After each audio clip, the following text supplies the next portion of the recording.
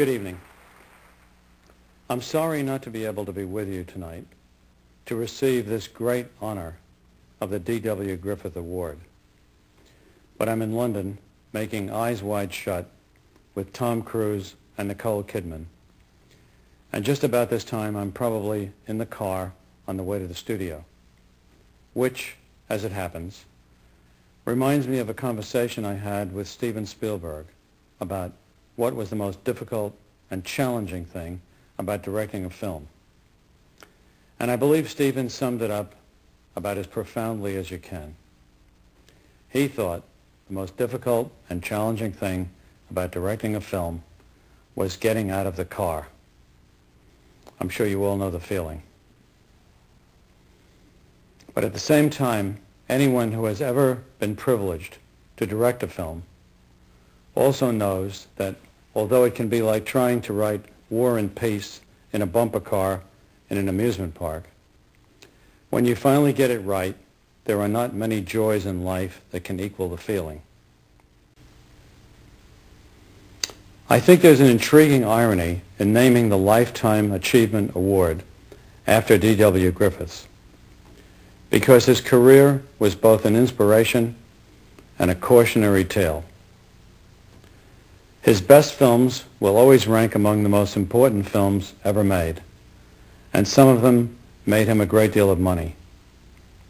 He was instrumental in transforming movies from a Nickelodeon novelty to an art form, and he originated and formalized much of the syntax of movie making, now taken for granted.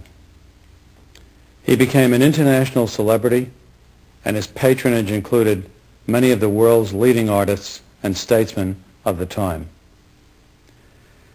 But Griffith was always ready to take tremendous risks in his films and in his business affairs.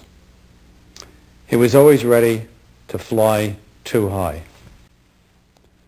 And in the end, the wings of fortune proved for him, like those of Icarus, to be made of nothing more substantial than wax and feathers.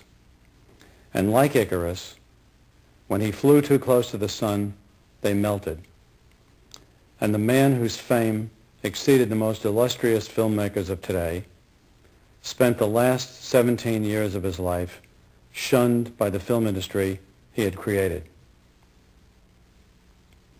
I've compared Griffith's career to the Icarus myth, but at the same time, I've never been certain whether the moral of the Icarus story should only be, as is generally accepted, don't try to fly too high, or whether it might also be thought of as forget the wax and feathers and do a better job on the wings.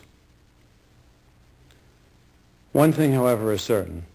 D.W. Griffith left us with an inspiring and intriguing legacy, and the award in his name is one of the greatest honors a film director can receive, something for which I humbly thank all of you very much.